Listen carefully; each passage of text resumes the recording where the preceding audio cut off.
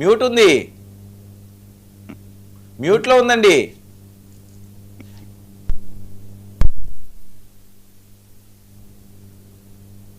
PCR అక్కడ audio check చేయండి. ప్రజ్ఞాత్ వినిపిస్తుందా? వర్మ గారు నమస్తే, ప్యానెల్ ఉన్న వాళ్ళందరికీ నమస్తే అండి. నమస్తే అండి. ఏంటి గత 2 రోజులు పెట్టి జరుగుతున్న అంశాలు, అసలు ఎటువైపు వెళ్తుంది ఇది? వర్మ గారు, ఇది గత 2 రోజులు కాదండి, గత 10 రోజుల నుంచి జరుగుతుంది. అవును. అసలు ఇదంతా మొదలైంది ఒక అవాస్తవాన్ని తీసుకొచ్చి వాస్తవంగా ఒక మీడియా ఛానల్లో ప్రజలపైన రుద్దడానికి ప్రయత్నించిన దగ్గర మొదలైనది. దాన్ని అదే రాజ్యాంగ హక్కుతో మేము ప్రశ్నిస్తే దానికి ప్రాంతీయవాదం అంటగట్టి ఈ గత 2 రోజుల నుంచి ఇది ఒక రక్కస్ గా క్రియేట్ చేసేసారండి. దీంట్లో ప్రజ్ఞత్ ఒక్క విషయం, అది ఏంటంటే కొన్ని అంశాలు అది మీడియా అంశం కాదు, అది రుద్దే అంశం అని కాదు. ఆయన ఒపీనియన్ అక్కడ ప్లాట్ఫామ్ మీద ఆయన మాట్లాడారు, అది అందరం ఖండించాం.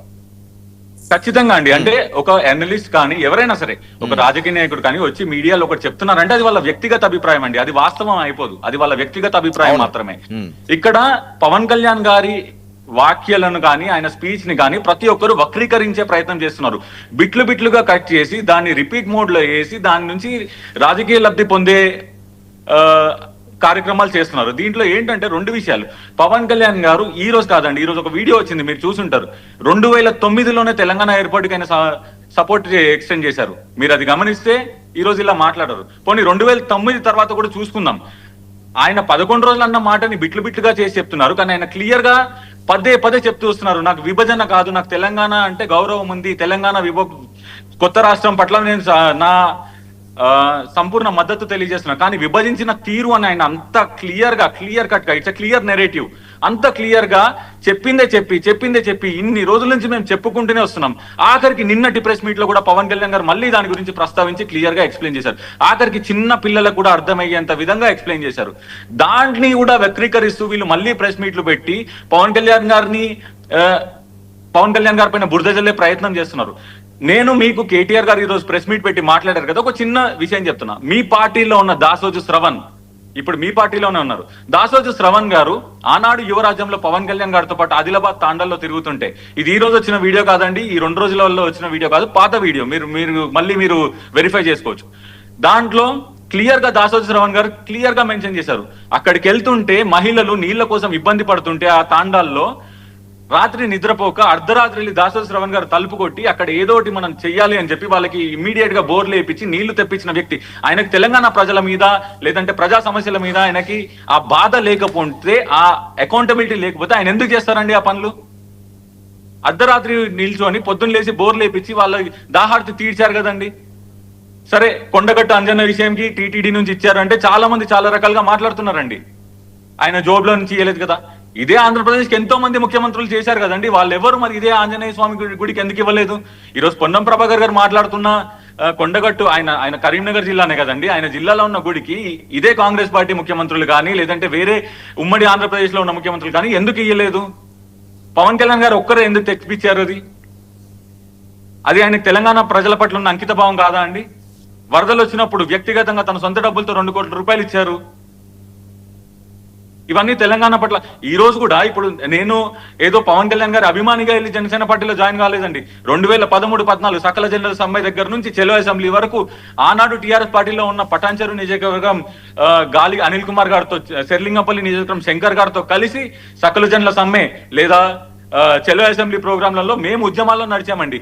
మాలాంటి ఉద్యమకారులకి టీఆర్ఎస్ పార్టీ ఏం అవకాశం కల్పించింది చెప్పండి? ఎంతమంది ఉద్యమకారులకి టీఆర్ఎస్ పార్టీ అవకాశం కల్పించింది? దీని మీద కేసీఆర్ గారు మాట్లాడలేదా? అసలు ఇంత తెలంగాణ వాదం మాట్లాడుతున్నారు కదండి. దీంట్లో నేను 2 ప్రశ్నలు అడుగుతాను. దశాబ్దాల కాలంగా ఇదే కాంగ్రెస్ మొత్తం ఉమ్మడి ఆంధ్రప్రదేశ్ ఎక్కువ కాలం పాలించింది కాంగ్రెస్ పార్టీ. దశాబ్దాల కాలంగా ఆ కాంగ్రెస్ పార్టీ ముఖ్యమంత్రులు చేసిన అన్యాయాలలో కాదా తెలంగాణ ఉద్యమం మొదలైంది?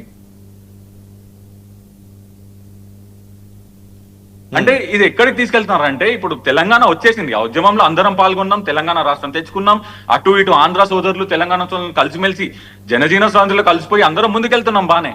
కానీ కొంతమంది, నేను అందరూ అన్నట్లే కొంతమంది రాజకీయ ముసుగుల్లో కానీ అనలిస్ట్ ముసుగులో కానీ యూట్యూబ్ ఛానళ్ల ముసుగులో కానీ ఈ ప్రాంతీయ విద్వేషాలను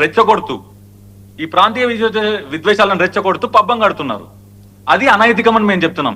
రాజకీయం అంటే సర్కాజం అయిపోయింది, రాజకీయం అంటే అబ్యూజివ్ లాంగ్వేజ్ అయిపోయింది, అబ్యూజివ్ గా ఒకరినొకరు వ్యక్తిగత దూషణలు చేసుకోవడం అయిపోయింది. No, that's not correct. We are going in wrong direction.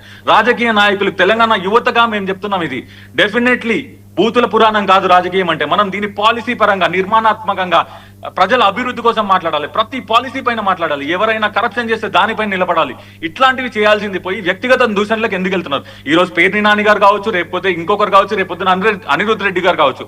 Anirudh Reddy గారు తెలంగాణ కాంగ్రెస్ నాయకులు కదా, మరి జగన్మోహన్ గారికి ఇస్తే ఇక్కడ ఎందుకు మాట్లాడుతున్నారు? ఆయన ఆనాడు వైఎస్ఆర్ కాంగ్రెస్ పార్టీలో ఉండి జగన్ ముఖ్యమంత్రి అవ్వాలని కోరినందుక ఇంత తెలంగాణ వాదం ఉన్న అతను, జగన్మోహన్ రెడ్డి గారు క్లియర్ గా దీనికి తెలంగాణ ఉద్యమానికి వ్యతిరేకం కదా. మరి అంత వ్యతిరేకిస్తున్న ఆయన పార్టీలో ఉండి ఆయన ముఖ్యమంత్రి కావాలని ఎట్లా కోరుకున్నారు ఇంత తెలంగాణ వాదం ఉన్న అనిరుద్ధ్ రెడ్డి గారు?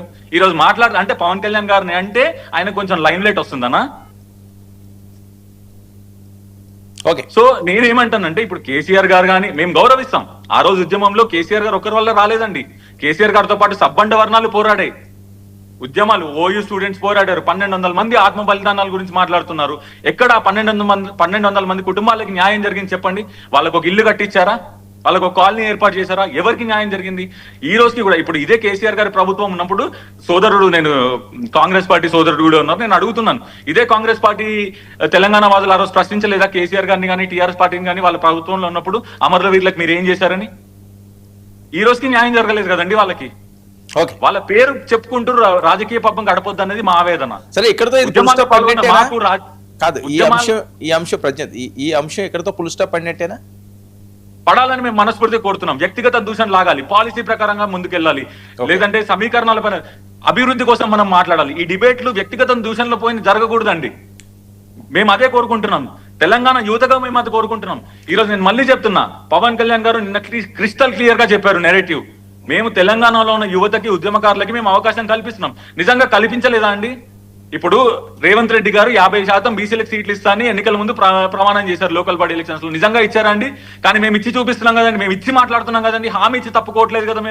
మేము ఖచ్చితంగా మొన్న జరిగిన మున్సిపల్ ఎలక్షన్ మేము చేసిన 336 సీట్లలో 50 నుంచి 60% మంది బీసీలకు ఇచ్చాం కదా, సామాన్య ప్రజలకు ఇచ్చాం కదా. ఎప్పుడో చెప్పిన పవన్ కళ్యాణ్ గారి మాట, చెప్పులు కుట్టుకునేవాడు రావాలని, రబ్బర్ చెప్పులు వేసుకునేవాడు అసెంబ్లీలోకి వెళ్ళాలని అన్నారు. మేము నిజంగా చెప్పులు కుట్టుకునేవాడికి టికెట్ ఇవ్వలేదా? లేదంటే ఒక అంధులకి టికెట్ ఇవ్వలేదా? లేదంటే ఒక వికలాంగులకు టికెట్ ఇవ్వలేదా? ఇలాంటి మేము చేసిన 336లో 80 నుంచి 90% మంది మీరు వెరిఫై చేసుకోవచ్చు వర్మ గారు, అందరూ మధ్య తరగతి కుటుంబ వాళ్ళే. ఒక్కరు కూడా ఉన్నతమైన స్థాయిలో ఉండి రాజకీయ పబ్బం కోసం